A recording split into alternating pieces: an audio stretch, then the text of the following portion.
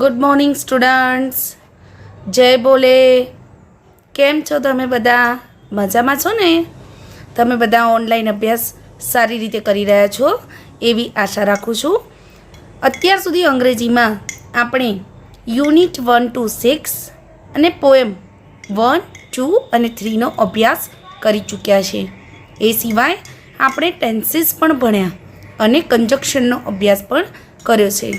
હવે આપણે ગ્રામરના એક એવા ટૉપિક પર જઈ રહ્યા છીએ જેનું નામ છે identification of functions. Language functions એટલે ભાષાનો આપણે કઈ રીતે અને ક્યાં ઉપયોગ કરી શકીએ છીએ એ પણ આપણે જોવાનું છે. એના માટે આપણે પ્રોસેસ એટલે પ્રક્રિયા, પ્લેસ એટલે સ્થળ, એ દરેક વસ્તુથી આપણે પરિચિત તો છીએ પણ એના માટે ડિટેલમાં અભ્યાસ કરવો પણ એટલો જ જરૂરી છે. કારણ કે બોર્ડની પરીક્ષામાં અને તમારી આવનારી પ્રથમ કસોટીમાં પણ તમારે એ લેંગ્વેજ ફંક્શન્સના લગભગ 7 માર્ક્સના ગ્રામરના માર્ક્સ છે. તો આપણે એ ટૉપિકને સારી રીતે સમજવા માટે આપણે આગળ હવે અભ્યાસ કરીએ. આજે આપણે આઇડેન્ટિફાય ધ ફંક્શન. આઇડેન્ટિફાય કરવું એટલે શોધવું, ફંક્શન એટલે કાર્ય. એમાં સૌથી પહેલાં ડિસ્ક્રાઇબિંગ એક્શન વિશે અભ્યાસ કરવાનો છે. Describing action. એક્શન એટલે કાર્ય. વાક્યમાં often, always, sometimes, usually, generally, frequently, never, last week, last evening જેવા શબ્દોનો ઉપયોગ થયો હોય તો આપણે તેને ડિસ્ક્રાઇબિંગ એક્શન ફંક્શન કહેવાય. બરાબર? Often, always, sometimes, usually, generally, frequently, never, last week, last evening જેવા શબ્દોનો ઉપયોગ થયો હોય તો એને આપણે ડિસ્ક્રાઇબિંગ એક્શન ફંક્શન કહી શકીશું. એક્ઝામ્પલ તરીકે તમને આપ્યું છે she never comes late. She never comes late, તો નેવર વર્ડનો ઉપયોગ કરેલો છે. સેકન્ડ એક્ઝામ્પલ આપ્યું છે I return from Mumbai last week. અહીં લાસ્ટ વીકનો ઉપયોગ કરેલો છે. તો વિદ્યાર્થી મિત્રો, નેવર અને લાસ્ટ વીક આ બંને એવા સમયસૂચક શબ્દો છે કે જેનો ઉપયોગ થવાથી એ સેન્ટેન્સની અંદર describing action comes late, late આવવાની ક્રિયા, નેવર એટલે ક્યારેય નહીં, આઈ રિટર્ન ફ્રોમ મુંબઈ, મુંબઈથી રિટર્ન એટલે પાછા ફરવાની ક્રિયા ક્યારે થયેલી છે? લાસ્ટ વીક એટલે છેલ્લા અઠવાડિયે. તો વિદ્યાર્થી મિત્રો, એક્શન એટલે ક્રિયા. ક્રિયા ક્યારે, કયા સમયે થઈ છે અને થવાની છે કે થઈ હતી એવું કંઈ પણ બતાવવું છે ત્યારે એને આપણે ડિસ્ક્રાઇબિંગ એક્શન તરીકે ઉપયોગમાં લઈ શકીએ છીએ. અથવા તો વાક્યની અંદર એવી રીતે બતાવ્યું હોય ત્યારે આપણે એ વાક્યને એક્શન સૂચવે છે એવું કહીએ. ડિસ્ક્રાઇબ કરવું એટલે વર્ણન કરવું, સૂચવવું એટલે કાર્યને સૂચવે છે. કયા સમય દરમિયાન કાર્ય થઈ રહ્યું છે, થયું હતું અને થશે એવી સૂચના જ્યારે આપવામાં આવે ત્યારે આપણે એને ડિસ્ક્રાઇબિંગ ફંક્શન કહી શકીએ છીએ. બરાબર? આગળ ડિસ્ક્રાઇબિંગ પર્સન. પર્સન એટલે વ્યક્તિનું વર્ણન કરવું અને થિંગ એટલે વસ્તુનું વર્ણન કરવું. હવે જુઓ, પર્સન અને થિંગ.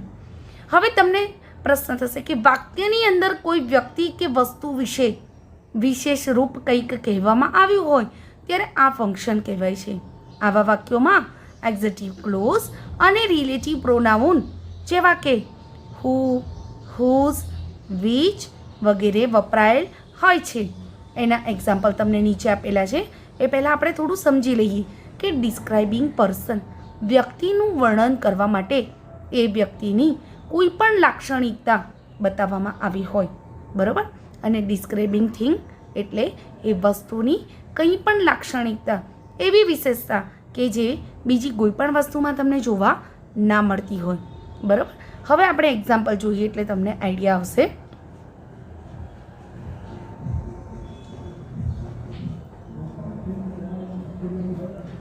એક્ઝામ્પલમાં આપેલું છે તમને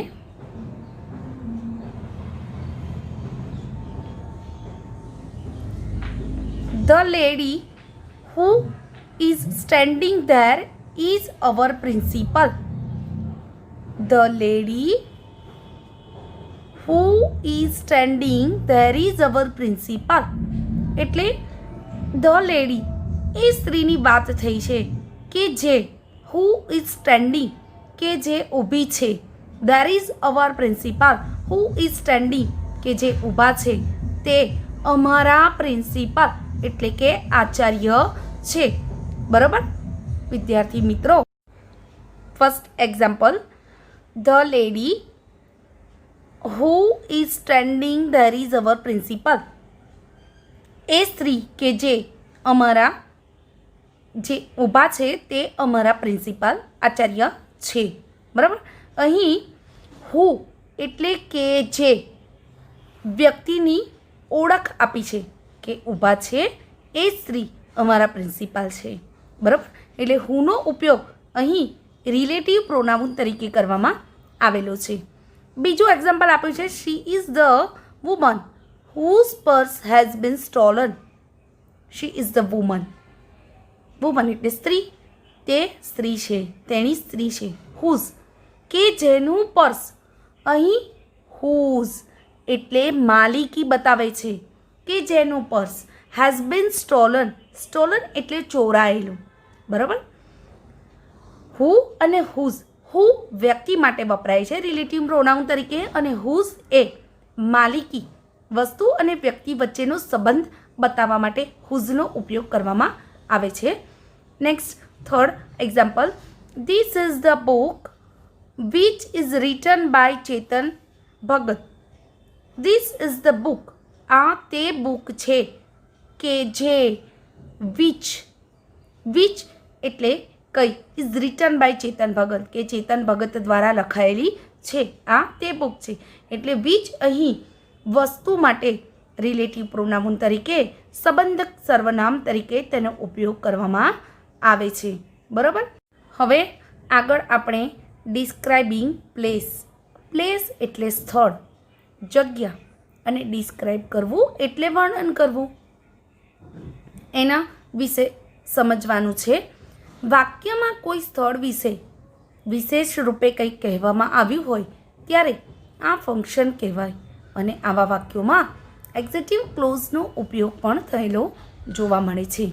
એનું એક એક્ઝામ્પલ આપેલું છે તમને, this is the garden where the finest rose grow. બરાબર. ધીસ ઇઝ ધ ગાર્ડન આ બગીચો છે. હવે અહીં શેનો ઉપયોગ કરવામાં આવ્યો છે? વેર. અને વેરનો ઉપયોગ હંમેશા આપણે શેના માટે કરીએ છીએ? સ્થળ માટે. વેર ધ ફાઇનેસ્ટ રોઝ ગ્રો કે જ્યાં સારામાં સારા ગુલાબ ઉગે છે. આ એ બગીચો છે. બરાબર. તો પ્લેસ ઇન્ડિકેટ કરવા માટે, સ્થળનો ઉપયોગ બતાવવા માટે અહીં વેરનો ઉપયોગ કરેલો છે. બરાબર. Next paragraph, next sentence, Mahabaleshwar which is a famous tourist place is in Maharashtra. હવે અહીં પણ પ્લેસની વાત કરવામાં આવી છે કે મહાબળેશ્વર એ ફેમસ ટુરિસ્ટ પ્લેસ છે. ટુરિસ્ટ એટલે મુલાકાતીઓ માટેનું, પ્લેસ એટલે સ્થળ, અને એ સ્થળને બતાવવા માટે અહીં શેનો ઉપયોગ કરવામાં આવ્યો છે? વિચનો ઉપયોગ કરવામાં આવ્યો છે. Third sentence, The airport was crowded with frequent flyers. The airport was crowded એટલે ટોળું, લોકોથી જે જગ્યા ભરાયેલી હોય એને આપણે ક્રાઉડેડ વિથ ફ્રીક્વન્ટ ફ્લાયર્સ. બરાબર. તો એરપોર્ટ અહીં જગ્યાની વાત કરવામાં આવી છે એટલે અહીં પણ આપણે એને ડિસ્ક્રાઇબિંગ પ્લેસ, સ્થળનું વર્ણન કર્યું કે કહી શકીશું. બરાબર. હવે આગળ ડિસ્ક્રાઇબિંગ પ્રોસેસ. બરાબર, શું કહેવાય છે? પ્રોસેસ. પ્રોસેસ એટલે પ્રક્રિયા અને ડિસ્ક્રાઇબ કરવું એટલે વર્ણન કરવું. પ્રોસેસનો મતલબ થાય છે પ્રક્રિયા. બરાબર, હવે આગળ જોઈએ. જે વાક્યમાં કોઈ ઘટનાનું વર્ણન કે નિર્દેશન આપેલ હોય તેને ડિસ્ક્રાઇબિંગ પ્રોસેસ ફંક્શન કહેવાય છે. આવા વાક્યો મોટે ભાગે કેવા પ્રકારના વાક્યો હોય છે? તો આજ્ઞાર્થ વાક્યો હોય છે કે જેમાં કર્તાનું સ્થાન હોતું નથી. કોઈ વ્યક્તિને સંબોધી અને આ કહેવામાં આવ્યું ના હોય, ખાલી આજ્ઞા કરવામાં આવી હોય તેવા વાક્યોને આપણે આજ્ઞાર્થ વાક્યો કહીએ છીએ, જે આપણે વાક્યોના પ્રકારમાં શીખી ગયા છીએ અગાઉ. હવે એક્ઝામ્પલ જોઈએ. Mix milk and water and then boil it in a pan. Mix milk and water and then boil it in a pan. એટલે શું કહેવા માગે છે? મિલ્ક અને વોટર, દૂધ અને પાણીને મિશ્રણ કરવાનું છે અને પછી તેને પેન એટલે એક વાસણમાં, કઢાઈમાં બોઇલ એટલે ઉકાળવાનું છે. બરાબર, તો આ એક પ્રકારની શું થઈ કહેવાય? પ્રક્રિયા થઈ કહેવાય. બરાબર, અને એ પ્રક્રિયાનો ઉલ્લેખ કરવા માટે આપણે ડિસ્ક્રાઇબિંગ પ્રોસેસ ફંક્શનનો ઉપયોગ કરીશું. Second example. Take the first right turn and then go straight. Take the first right turn and then go straight. અહીં પણ એક પ્રક્રિયાનો જ ઉલ્લેખ કરવામાં આવ્યો છે. હવે જ્યારે કોઈ પ્રક્રિયા બતાવી હોય ત્યારે આપણે એમાં ડિસ્ક્રાઇબિંગ પ્રોસેસ ફંક્શનનો ઉપયોગ કરીશું. બરાબર, હવે આગળ જોઈએ. Specifying time. સ્પેસિફાઈંગ ટાઈમ એટલે ચોક્કસ સમય. બરાબર, વિદ્યાર્થી મિત્રો, સ્પેસિફાઈંગ ટાઈમ એના વિશે સમજવા માટે આપણે જોઈશું. તો વાક્યમાં ક્રિયાનો ચોક્કસ સમય આપેલો હોય, સ્પેસિફાઈ કરવું એટલે ચોક્કસ સમય આપેલો હોય ત્યારે આપણે આ ફંક્શનનો ઉપયોગ કરીશું. એક્ઝામ્પલ આપેલું છે. અવર સ્કૂલ રીઓપન્સ ઓન 12th જૂન. અમારી સ્કૂલ રીઓપન્સ ઓન 12th જૂન. 12 જૂને રીઓપન એટલે ફરીથી ખુલવાની છે. બરાબર, તો વિદ્યાર્થી મિત્રો, અહીં 12th જૂન એટલે આપણને ચોક્કસ સમય આપેલો છે કે સ્કૂલ ક્યારે રીઓપન થવાની છે, તો 12મી જૂને. Second example. I went to bed at 11:30 PM. બરાબર, અને અહીં પણ હું પથારીમાં ગયો હતો. ક્યારે? તો એટ 11:30 PM. ચોક્કસ સમય આપ્યો છે 11:30 વાગ્યાનો. બરાબર. Third example. He will go to USA in June. ક્યારે જવાના છે USA? તો જૂનમાં. તો એ પણ એક ચોક્કસ સમય આપેલો છે અને જ્યારે ક્રિયાનો કોઈ ચોક્કસ સમય આપેલો હોય ત્યારે આપણે એ ફંક્શનને સ્પેસિફાઈંગ ટાઈમ તરીકે તેનો ઉપયોગ કરીશું. બરાબર, હવે આગળ જોઈશું સ્પેસિફાઈંગ લોકેશન. લોકેશન એટલે પણ એક શું કહેવા માગે છે કે સ્પેસિફાઈ કરવું એટલે તો ચોક્કસ. આ ફંક્શનના વાક્યમાં વ્યક્તિ કે વસ્તુ ક્યાં છે તેનું ચોક્કસ સ્થળ દર્શાવેલ હોય છે. આવા વાક્યોમાં હિયર, ધેર, એનીવેર, એવરીવેર જેવા શબ્દો તેમજ પ્રીપોઝિશન જેવા કે at, in front of, near વગેરેનો ઉપયોગ થયેલ હોય છે. એનું એક એક્ઝામ્પલ આપેલું છે. કેવિન ઇઝ ઇન દિલ્હી ના. બરાબર, દિલ્હી એટલે સ્થળનું નામ આપેલું છે અને એ એનું લોકેશન બતાવે છે, એની જગ્યા બતાવે છે કે કેવિન ક્યાં છે અત્યારે, તો દિલ્હીમાં છે. અને દિલ્હીમાં છે એવું બતાવવા માટે ઇનનો ઉપયોગ પ્રિપોઝિશન્સ તરીકે અહીં કરવામાં આવેલું છે. Second example. Why are you here. Why are you here. Here એટલે અહીં. એ પણ એક લોકેશન બતાવે છે અને એટલા માટે આવા વાક્યોમાં જ્યાં આવા શબ્દનો ઉપયોગ થયો હોય ત્યાં આપણે સ્પેસિફાઈંગ લોકેશન લેંગ્વેજ ફંક્શન તરીકે કહી શકીએ. અને જ્યારે આપણને અધૂરું સેન્ટેન્સ આપ્યું હોય, ઇનકમ્પ્લીટ સેન્ટેન્સ, ત્યારે પણ આપણે એ સેન્ટેન્સને પૂરું કરવા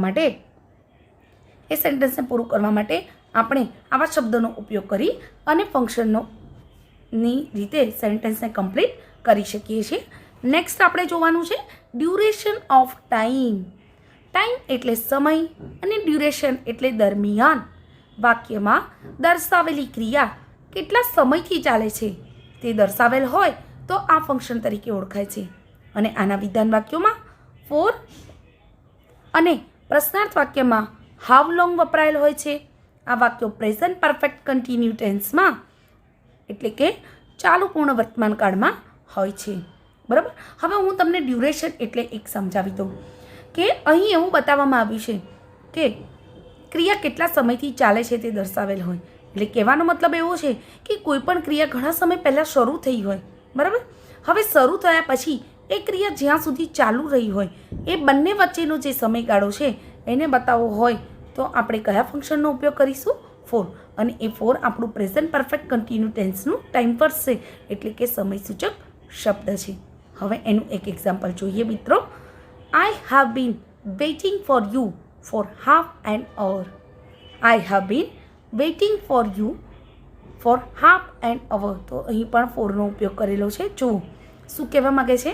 આઈ હેવ બીન વેઇટિંગ ચાલુ પૂર્ણ વર્તમાન કાળનો ઉપયોગ for you for half an hour. અહીં સમય બતાવેલો છે, કેટલા સમયથી તેની રાહ જોવામાં આવી છે. બરાબર. Second example. How long have you been working in the garden? Question mark. હમણાં જ આપણે વાત કરી કે પ્રશ્ન વાક્યની અંદર હાઉ લોંગથી સમયગાળો દર્શાવવામાં આવે છે. હેવ યુ બીન વર્કિંગ ચાલુ પૂર્ણ વર્તમાન કાળ. બગીચામાં તમે કેટલા લાંબા સમયથી કાર્ય કરી રહ્યા છો? તો હાઉ લોંગ કેટલા લાંબા સમયથી એટલે જ્યારથી ક્રિયાની શરૂઆત થઈ હોય જ્યાં સુધી કામ કરવાની ક્રિયા ચાલુ હોય તે બંને વચ્ચેનો સમયગાળો તેમાં દર્શાવવામાં આવ્યો છે. આગળ જોઈએ વિદ્યાર્થી મિત્રો. Point of time. પોઈન્ટ એટલે જ્યારથી જે સમયથી ક્રિયાની શરૂઆત થઈ હોય. વાક્યમાં દર્શાવેલી ક્રિયા ક્યારે શરૂ થઈ હતી તેનો ચોક્કસ સમય પોઈન્ટ ઓફ ટાઈમ દર્શાવેલ હોય તો આ ફંક્શનનો ઉપયોગ આપણે કરી શકીએ છીએ. આના વિધાન વાક્યોમાં ચોક્કસ સમયની આગળ શેનો ઉપયોગ કરીશું આપણે? સિન્સ. અને પ્રશ્નાર્થ વાક્યોની અંદર સિન્સ વેન વપરાયેલ હોય છે. એના એક્ઝામ્પલ તરીકે જોઈએ તો we have been living in this society since 2012. We have been living in this society since 2012. કહેવાનો મતલબ છે કે 2012થી અમે આ સોસાયટીમાં રહીએ છીએ. બરાબર. એટલે રહેવાની ક્રિયા ક્યારથી શરૂ થઈ છે? 2012થી. એટલે મોસ્ટ ઓફલી એવું કહેવામાં આવે છે કે જ્યારે તમારે વર્ષ સમયગાળો બતાવવાનો હોય કોઈ પણ વર્ષથી એ ક્રિયા શરૂ થઈ છે ત્યારે તમે શેનો ઉપયોગ કરી શકો છો? સિન્સનો ઉપયોગ કરી શકો છો. અને એ પણ આપણું પૂર્ણ વર્તમાન કાળ એટલે પ્રેઝન્ટ પરફેક્ટ ટેન્સનું ટાઈમ વર્સ તરીકે ઉપયોગમાં લેવામાં આવે છે. બરાબર. Second example. Since when have you been living in this city? Since when એટલે પ્રશ્ન વાક્ય છે અને પ્રશ્ન વાક્યમાં જ્યારે પોઈન્ટ ઓફ ટાઈમ સૂચવવાનો હોય ત્યારે આપણે સિન્સ વેનનો ઉપયોગ કરીએ છીએ. Have you been living in this city? તમે આ શહેરની અંદર કેટલા લાંબા સમયથી ક્યારથી કઈ શરૂઆતથી અહીં રહેલા છો તેવો પ્રશ્ન કરવામાં આવે છે. તો પોઈન્ટ ઓફ ટાઈમ અને ડ્યુરેશન ઓફ ટાઈમ આ બંનેનો મતલબ તમે બહુ સારી રીતે સમજી ગયા હશો. પોઈન્ટ ઓફ ટાઈમ એટલે ક્રિયાની જ્યારથી શરૂઆત થઈ હોય એ સમયગાળો અને ડ્યુરેશન ઓફ ટાઈમ ક્રિયા જ્યારથી શરૂ થઈ હોય જ્યાં સુધી ચાલુ રહી હોય તે બંને વચ્ચેનો સમયગાળો દર્શાવવામાં આવે છે. આગળ જોઈએ વિદ્યાર્થી મિત્રો. Inquiry as nature. Seeking information એટલે કોઈ પણ પ્રકારની જાણકારી કે માહિતી મેળવવા માટે પૂછવામાં આવેલ પ્રશ્નને ઇન્ક્વાયરી એઝ નેચર ફંક્શન તરીકે ઓળખાય છે. એના એક્ઝામ્પલમાં તમને આપેલું છે. Which places did you visit in Delhi? Mona asked Reena. મોનાએ રીનાને પ્રશ્ન કર્યો which places did you visit in Delhi? Question mark. બરાબર. તો આ અહીં કોઈ પણ પ્રકારની માહિતી મેળવવા માટે પ્રશ્ન પૂછવામાં આવેલો છે કે દિલ્હીની અંદર તમે કયા કયા સ્થળોની મુલાકાત લીધી હતી. બરાબર. હવે આગળ જોઈએ. Exchanging pleasantries expressing necessities. શું કહેવા માગે છે? ગ્રીટિંગ્સ. વિનંતી. ગ્રીટિંગ્સ કરવું એટલે અભિવાદન કરવું. વિનંતી કરવી, રિક્વેસ્ટ કરવી, આભાર માનવો, દિલગીરી વ્યક્ત કરવી, શાબાશી જેવા ભાવોને વ્યક્ત કરતા કે ઉદ્ગારવાચક વાક્યોને એક્સચેન્જિંગ પ્લેઝન્ટરીઝ ફંક્શન્સ તરીકે તેનો ઉપયોગ કરવામાં આવે છે. બરાબર. હવે આગળ જોઈએ. એક્ઝામ્પલ આપે છે. Hi, how are you? Second example. Can you please help me? Third. What a pleasant surprise, I am sorry for this. Okay, તો આ 4 પ્રકારના વાક્યો છે. એમાં ગ્રીટિંગ્સ, દિલગીરી, શાબાશી અને ઉદ્ગાર વાક્ય, પ્રશ્ન વાક્ય, જ્યાં આગળ તમારા ભાવોને વ્યક્ત કરી શકો છો તમે, એવા દરેક પ્રકારના વાક્યની અંદર એક્સચેન્જિંગ પ્લેઝન્ટરીઝ તરીકે તમે કયા શબ્દોનો ઉપયોગ કરી અને તમે ફ્રેઝ બનાવી શકો છો તેનું અહીં તમને સમજણ આપેલી છે. વિદ્યાર્થી મિત્રો, અહીં સુધી તમે દરેક ફંક્શન્સને સારી રીતે સમજી ગયા છો. એકવાર ફરીથી તમને રિવાઇઝ કરી દઉં છું. ડિસ્ક્રાઇબિંગ એક્શન એટલે કોઈ પણ પ્રકારની પ્રક્રિયાનું વર્ણન કરવા માટે ટાઈમ વર્ડ્સ તરીકે તમને never, frequently, generally, usually, sometimes, always, last week એવા કોઈ પણ ટાઈમ વર્ડ્સ આપેલા હોય ત્યારે તમે ડિસ્ક્રાઇબિંગ એક્શન કહી શકો છો. સેકન્ડ હતું ડિસ્ક્રાઇબિંગ પર્સન ઓર થિંગ. પર્સન ઇન્ડિકેટ કરવા માટે રિલેટિવ પ્રોનાઉન તરીકે તમે હુનો ઉપયોગ કરી શકો છો અને માલિકી બતાવવા માટે હુઝનો ઉપયોગ કરી શકો છો અને વસ્તુ ઇન્ડિકેટ કરવા માટે વિચનો ઉપયોગ કરી શકો છો. બરાબર. આગળનું હતું ડિસ્ક્રાઇબિંગ પ્લેસ એટલે સ્થળ વિશે કંઈ કહેવાનું હોય ત્યારે વેરનો અને વિચનો ઉપયોગ કરી અને તમે એને ઇન્ડિકેટ કરી શકો છો. નેક્સ્ટ હતું ડિસ્ક્રાઇબિંગ પ્રોસેસ એટલે પ્રક્રિયાનું વર્ણન કરવા માટે તમારે કોઈ પણ પ્રકારની પ્રક્રિયા અંદર દેખાતી હોય ત્યારે તમે એની પ્રક્રિયાનું વર્ણન કરવા માટે ડિસ્ક્રાઇબિંગ પ્રોસેસ કહી શકો છો. નેક્સ્ટ હતું સ્પેસિફાઈંગ ટાઈમ અને ચોક્કસ સમય બતાવવા માટે ઓન, એટ, ઇન એટલે કે પ્રિપોઝિશન્સના ઉપયોગ સાથે સમયનો ઉલ્લેખ કરી શકો છો. નેક્સ્ટ હતું સ્પેસિફાઈંગ લોકેશન. લોકેશન બતાવવા માટે પણ હિયર, ધેર, એનીવેર, એવરીવેર એવા કોઈ પણ ટાઈમ વર્ડ્સનો ઉપયોગ કરી અને એની સાથે પ્રિપોઝિશન્સનો ઉપયોગ કરી તમે લેંગ્વેજ ફંક્શન્સનો ઉપયોગ કરી શકો છો. નેક્સ્ટ હતું ડ્યુરેશન ઓફ ટાઈમ એટલે જ્યારથી ક્રિયાની શરૂઆત થઈ હોય અને જ્યાં સુધી ક્રિયા ચાલુ રહી હોય એ બંને વચ્ચેનો સમયગાળો બતાવી રહ્યો છે. પોઈન્ટ ઓફ ટાઈમ જ્યારથી ક્રિયાની શરૂઆત થઈ હોય અને આ બંને માટે સિન્સ અને ફોરનો મેજર ઉપયોગ કરવામાં આવે છે. એ ઉપરાંત તે આપણા ચાલુ પૂર્ણ વર્તમાનકાળ અને પૂર્ણ વર્તમાનકાળમાં પણ ઉપયોગમાં લેવામાં આવે છે. નેક્સ્ટ છે ઇન્ક્વાયરી એઝ નેચર એટલે કે કોઈ પણ માહિતી પૂછવા માટે પ્રશ્ન પૂછ્યો હોય ત્યારે એને આપણે ઇન્ક્વાયરી નેચર કહી શકીશું. અને નેક્સ્ટ હતું લાસ્ટ એક્સચેન્જિંગ પ્લેઝન્ટરીઝ એટલે કે વિનંતી, આભાર, દિલગીરી, શાબાશી એવા કંઈ પણ ઉદ્ગારવાચક વાક્યોનો ઉલ્લેખ કરવા માટે આપણે એક્સચેન્જિંગ પ્લેઝન્ટરીઝ ફંક્શનનો ઉપયોગ કરીશું. તો વિદ્યાર્થી મિત્રો, હું આશા રાખું છું કે તમને આજે આ ફંક્શન્સમાં આઈડેન્ટિફાઈ ધ ફંક્શન્સમાં સમજ સારી રીતે પડી હશે અને હવે એના પછી હું તે પણ તમને જે પણ કંઈ ગ્રામરની અંદર સેન્ટેન્સ સોલ્વ કરવા માટે આપું છું એ તમારે કરવાના રહેશે. એટલે એનાથી સારી એવી પ્રેક્ટિસ પણ તમે કરી શકશો. Okay, thank you.